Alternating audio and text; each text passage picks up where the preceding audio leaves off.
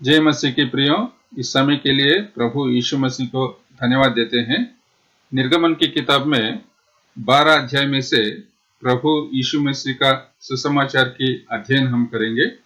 निर्गमन की किताब में हम पढ़ सकते हैं कि इस्राएली लोग मिस्र देश की दासत्व में जीते थे।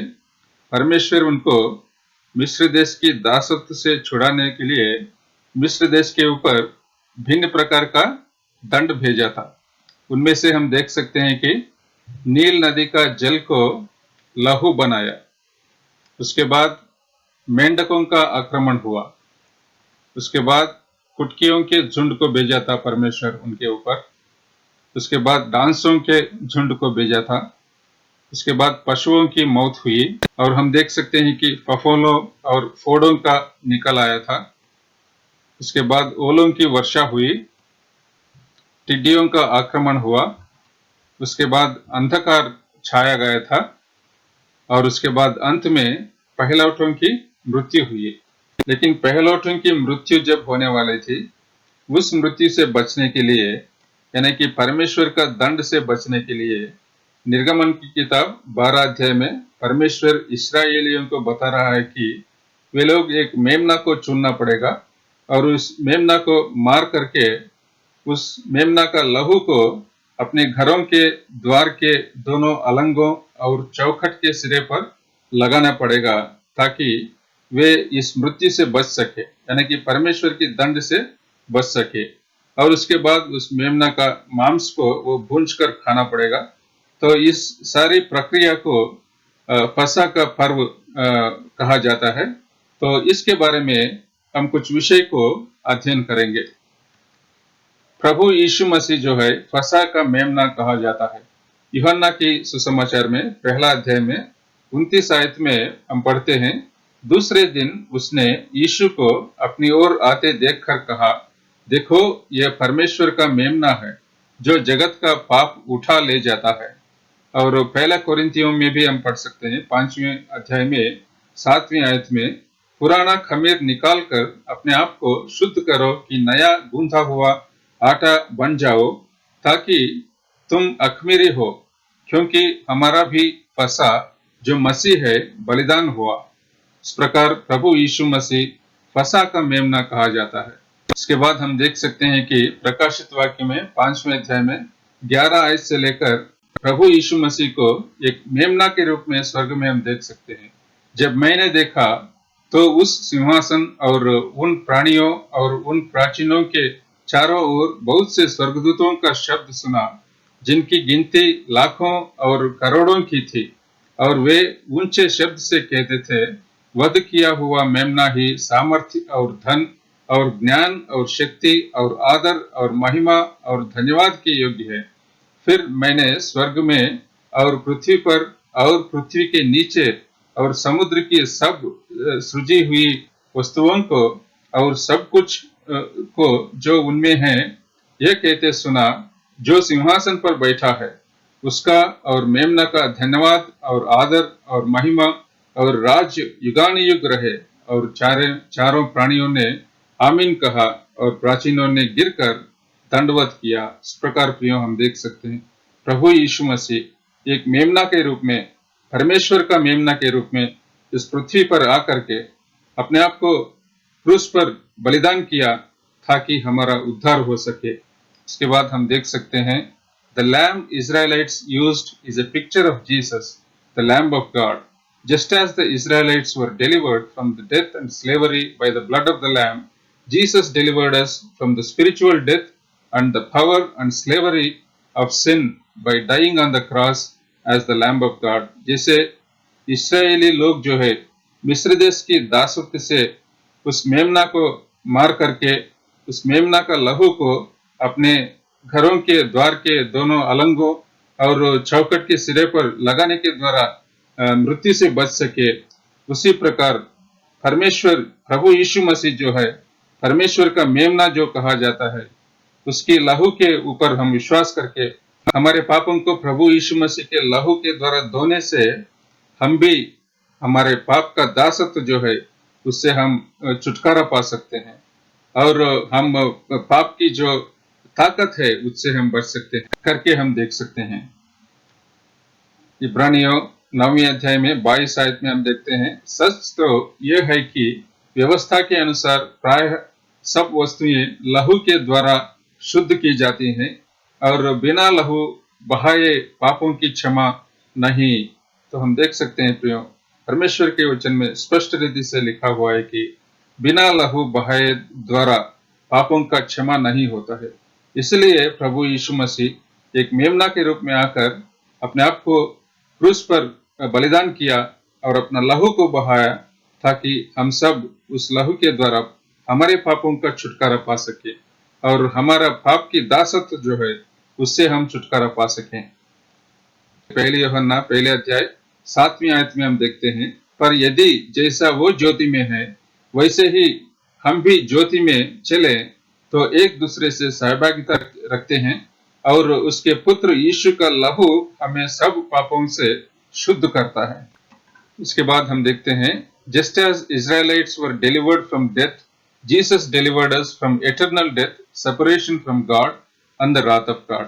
जिस प्रकार प्रियो इस्राएली लोग मेमना का लहू के द्वारा मृत्यु से बच सके, उसी प्रकार हम देख सकते हैं कि प्रभु यीशु मसीह का लहू हमें परमेश्वर की क्रोध से बचा सकता है, परमेश्वर का दंड से बचा सकता है।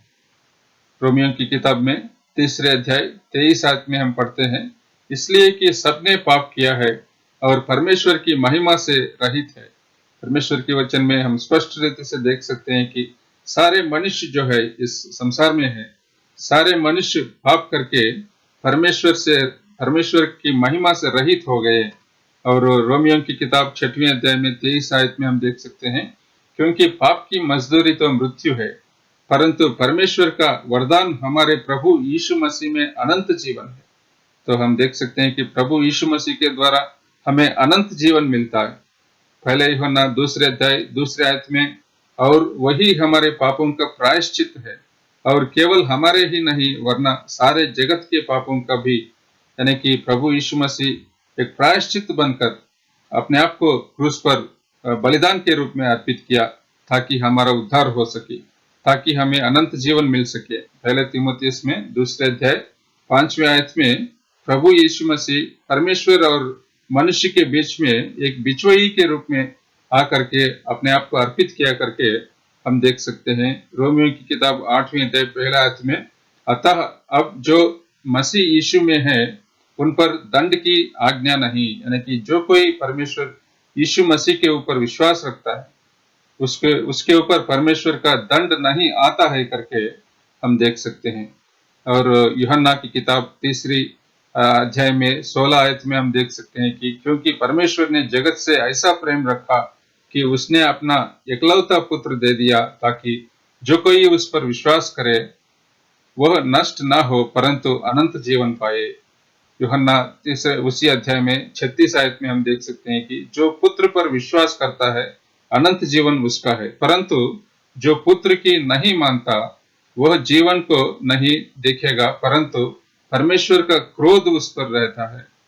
तो प्रियो हम देख सकते हैं कि जो कोई प्रभु यीशु मसीह को उसका तृणीकार करता है, उसको उद्धारकर्ता के रूप में नहीं स्वीकार करता है, तो उसके ऊपर परमेश्वर का क्रोध आता है करके हम पढ़ रहे हैं। इधर यूहन्ना की किताब 5वें अध्याय में 24 आयत में भी हम देख सकते हैं कि मैं तुमसे सच सच कहता हूं, जो मेरा वचन सुनकर मेरे भेजने वाले पर विश्वास करता है अनंत जीवन उसका है। तो यानी कि प्रभु यीशु मसीह के ऊपर विश्वास रखने के द्वारा हमें अनंत जीवन मिलती है करके हम देख सकते हैं। We are delivered from the slavery of sin. रोमियो की किताब 6वें अध्याय में 18 पद में हम देख सकते हैं, और पाप से छुड़ाए जाकर धार्मिकता के दास हो गए। तो जब प्रभु यीशु मसीह के ऊपर हम विश्वास करते हैं तो हम पाप की छुटकारा पाते हैं। उसके बाद हम देख सकते हैं कि निर्गमन की किताब 12 अध्याय 3 और 4 आयतों में परमेश्वर जो है इस्राएल की सारी मंडली को मृत्यु से बचाना चाहता है, यानी कि वो ये नहीं चाहता है कि कोई भी इस्राएली मृत्यु से मर जाए। इसलिए वो 3 आयत में बता रहा है कि इस्राएल की सारी मंडली से इस प्रकार कहो, इसी महीने के 10वें दिन को तुम अपने अपने पितरों के घरानों के अनुसार एक मेमना ले रखे और तुम हरेक के खाने के अनुसार मेमने का हिसाब करना।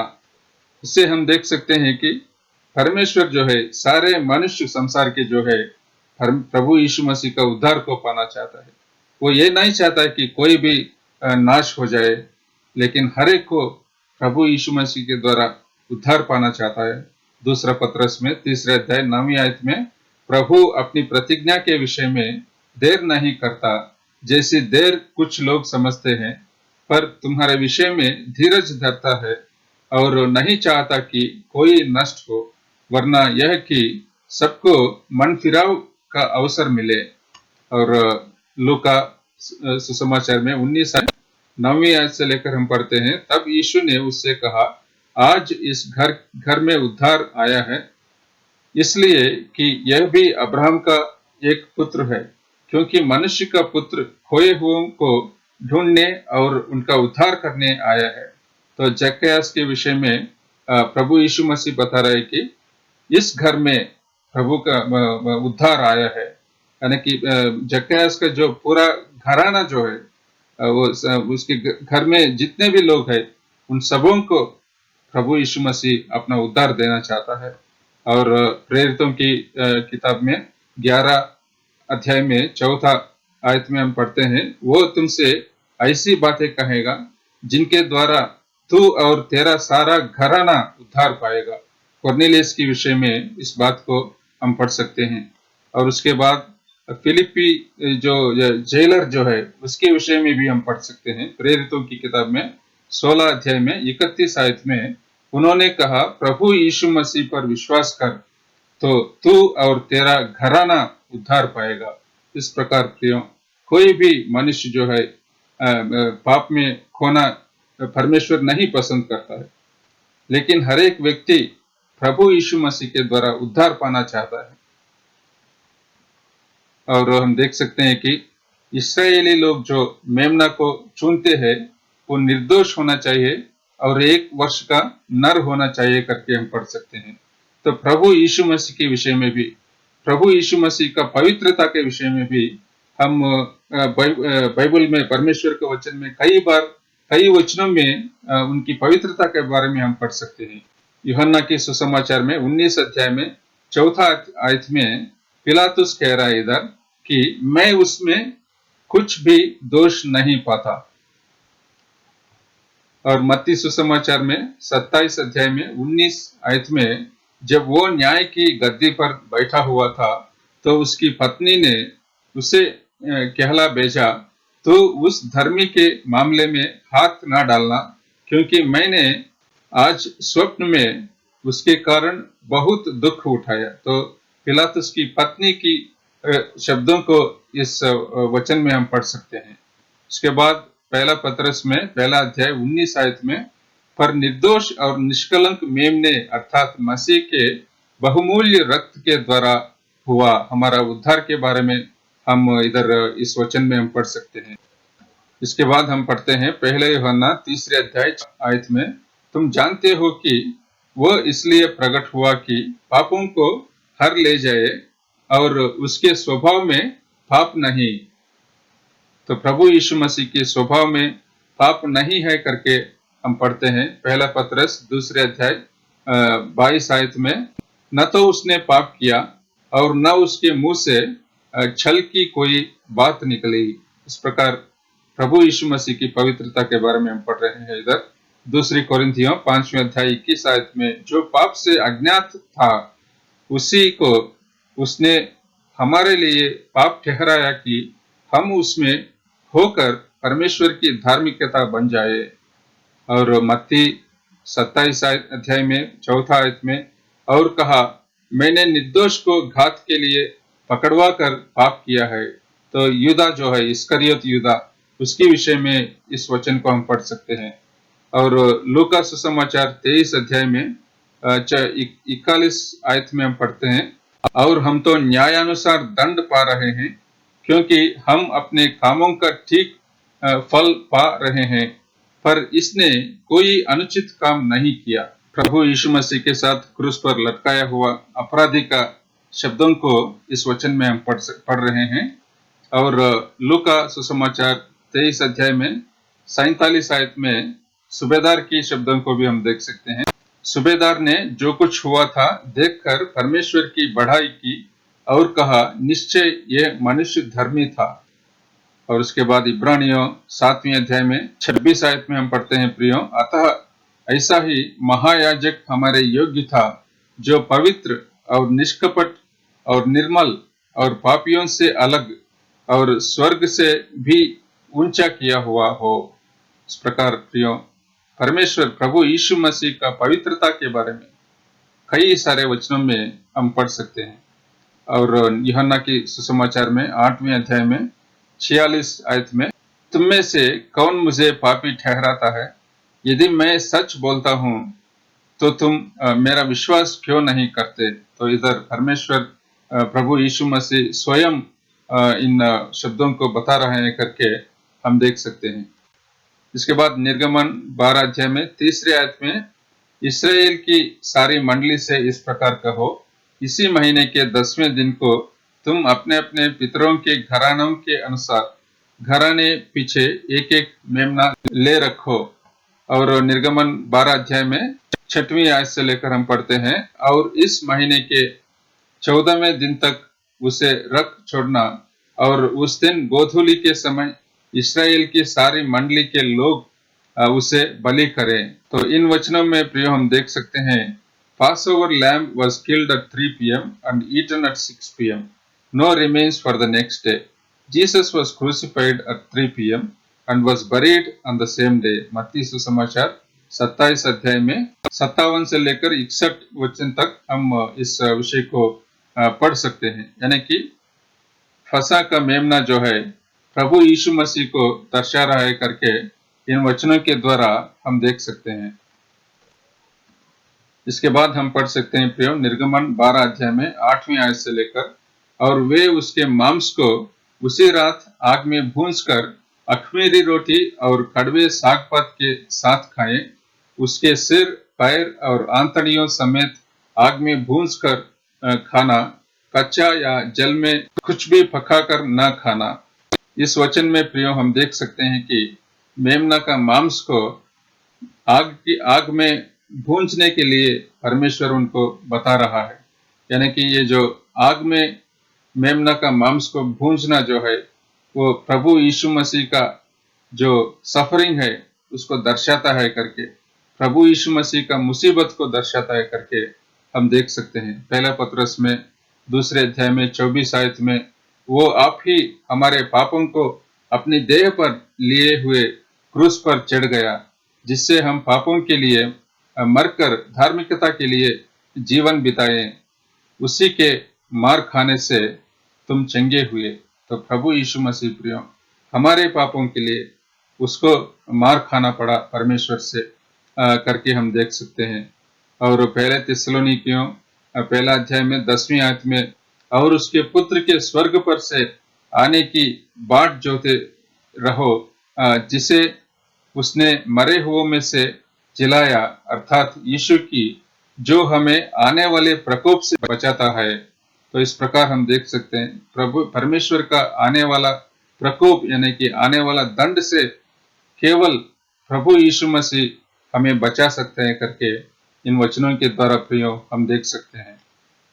यशायाह की किताब में 53 अध्याय में 4 और 5वें आयत में हम देख सकते हैं, निश्चय उसने हमारे रोगों को सह लिया और हमारे ही दुखों को उठा लिया, तो भी हमने उसे परमेश्वर का मारा कूटा और दुर्दशा में पड़ा हुआ समझा, परंतु वो हमारे ही अपराधों के कारण घायल किया गया, वो हमारे अधर्म के कामों के कारण कुचला गया, हमारे ही शांति के लिए उस पर ताड़ना पड़ी कि उसके कोड़े खाने से हम लोग चंगे हो जाए। इस प्रकार प्रियो हम देख सकते हैं प्रभु यीशु मसीह को परमेश्वर का मेमना के रूप में वो आया है इस पृथ्वी पर, और परमेश्वर का दंड को अपने ऊपर लिया ताकि हम परमेश्वर की दंड से बच सके।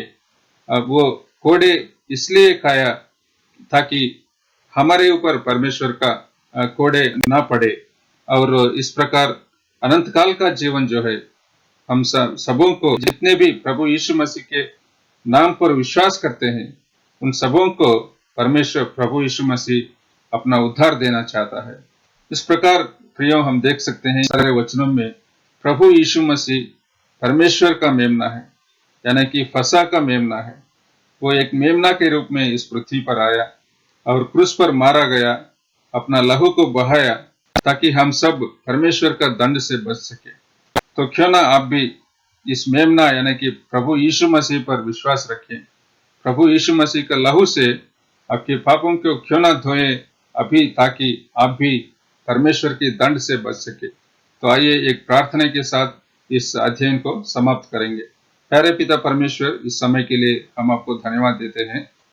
इस्राएलियों को मिस्र देश की दासत्व से छुड़ाने के लिए पहलौठों की मृत्यु की आपने घोषित किया था।